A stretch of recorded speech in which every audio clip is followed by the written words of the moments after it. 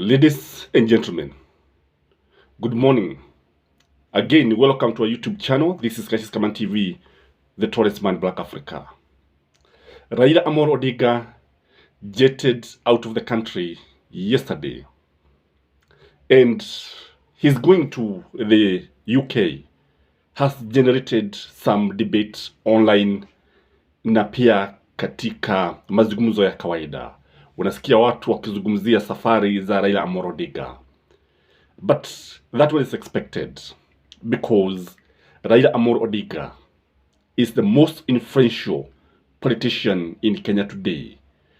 This is because Raila Amolo Odinga has always set the agenda and the conversation, the political conversation of this nation since, I think, 2002. And his absence, wakati ambapo ameondokea siasa kiasi hata kama siku moja, people will always talk.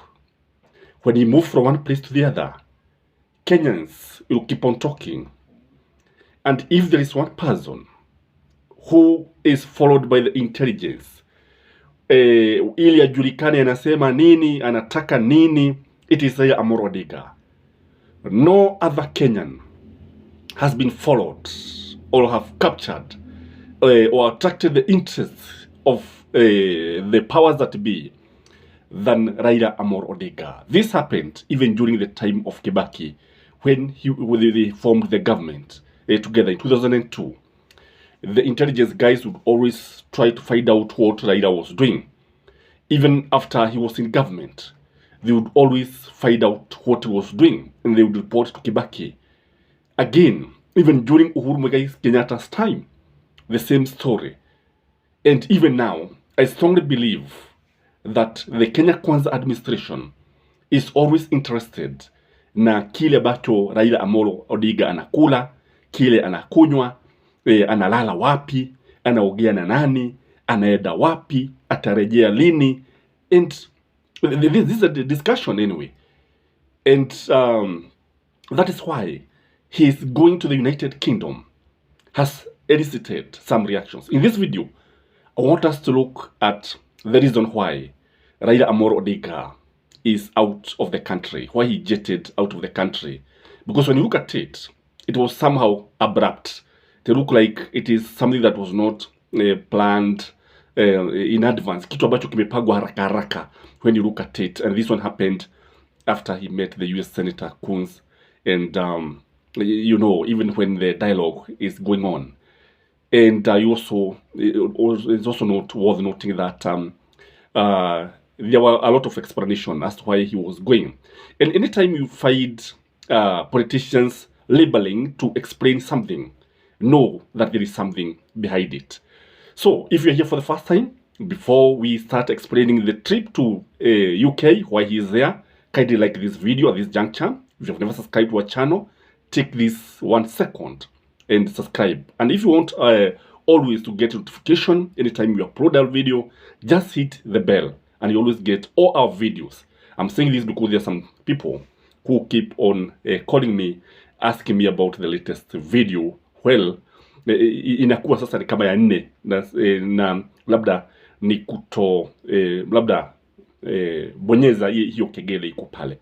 So the first reason why he went there, as explained by his spokesman, is to rest. Raila is one person who usually gets very tired. Sometimes I fear for his health. Kwa sababu huyu ni mtu ambaye hapumziki.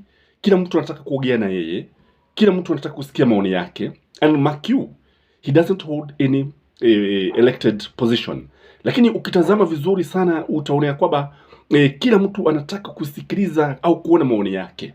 You find the governors consulting him, members of parliament consulting him, the government consulting him, some even giving him information so that it can come, it may look like it is coming from the opposition and it is coming from the government. That is what many people don't know. Mambo mengi anaweza hata akapashwa habari na wafuasi au wadani wa William Samoei Ruto na huwa anataka wayazungumzie. So Raila Amolo Odinga usually very get tired, and that is why he must get time away from the active politics. Hectic in Kenya, if I may use the right word, because Kenyan politics is very hectic. The second reason, we all know that Uhuru Muigai Kenyatta's family is also in United Kingdom. So I believe, and I strongly believe, that there is a scheduled meeting between Raila Amolo Odinga and Uhuru Muigai Kenyatta. You know, they have been undergoing through some issues as far as William Samoei Ruto's government is concerned. You know, even their security had been withdrawn and scaled down, especially for Uhuru Muigai Kenyatta. And up to now, I am not sure whether the security for Raila Amolo Odinga and the other opposition leaders have been restored. I'm not sure. So kuna lazima kutakuwa na mpango. These are people who usually consult each other. And there's one thing I know about Raila Amolo Odinga and Uhuru Muigai Kenyatta. They are constantly consulting each other about the political situation in the country. They are usually consulting. Before they make any move, they must consult each other. The third reason why he is in United Kingdom, I strongly believe, is because of the national dialogue that is going on in the Bomas of Kenya. Kwa sababu ukiangalia vizuri sana, utaona kwamba it's like the dialogue is not going anywhere. And if you ask me, I strongly believe that Raila Amolo Odinga and William Samoei Ruto have already agreed on what will come out of the dialogue. Huo ni ukweli wa mambo. What they are doing is to manage the expectations of Kenyans, is to manage the situation. How is Raila going to manage Stephen Kalonzo Musyoka? How is Raila going to manage his supporters? How is William Samoei Ruto going to manage the Deputy President of the Republic of Kenya, who I know will be rattled by the consequences? Because I believe this dialogue is likely to have serious political ramifications in this country. It may change the politics of this country forever. And it is something that they need to handle with a lot of care. I know and I strongly believe already they have agreed, but Gachagua doesn't know what has already been agreed. If when you look at Martha Karua, one thing is very clear. Martha Karua has not been very active in Azimio of late, because I follow these people on daily basis. Utaona kwamba sio kama vile hapo beleni ungewaona kila mahali wakiwa na Raila Amolo Odinga. So you see, it can actually be a situation whereby the principles in Azimio, kina Wajakoya, kina Kalonzo Musyoka, they need to be managed kwa sababu the consequences that would come with this. And don't be surprised if Raila and William Samoei Ruto start working together. These are people who have worked together before, and they can also work together again. And now, they may be consulting, maybe Raila may be consulting some people, maybe outside, the experts. Unajua ana marafiki wengi wale wa kizungu. Na Uhuru Muigai Kenyatta akiwa pale, lazima wazungumzie masuala haya. How are they going to handle the situation? How are they going to handle the consequences?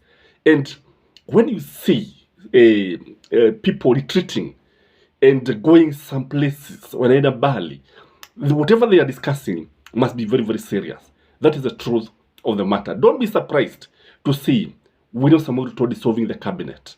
Don't be surprised to see the cabinet being dissolved na kukawa na mambo mengine, ukaona hata watu wa Raila katika serikali. You know, one thing that I know about politicians will always tell you this, but behind the scene, they'll do other things. And you realize that these people are not enemies. That's the fact of the matter. And they have more in common than in conflict.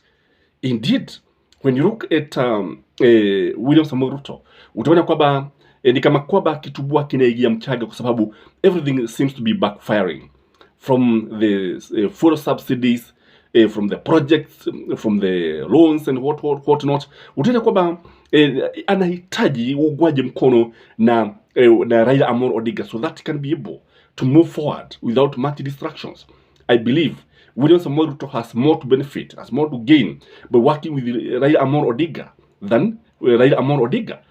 And the other reason why Raila Amolo Odinga could be out of the country is because of one of the 48 laws of power, whereby absence is very, very important. You don't have to keep on talking. You have to keep on responding to everything. And you remember very well, there was a time Jaramogi was out of the country. I'm not sure whether it was 92. and Matiba was out of the country. And Raila has also repeated the same, just used this strategy of being away from the country. And then when he come, already there is a momentum that has already been built up, and people will line up along the road all the way to the airport to welcome Baba. Remember that song, Baba while you are away. Baba wakati ulikuwa, Baba while you are away. It happened like this, it happened like this. So it is a strategy to remain relevant. That is one of the strategies that have always been used by these people. The other reason why they are meeting or Raila is out of the country is because maybe there are some agreements that they have made with William Ruto and America, and maybe Britain is involved here.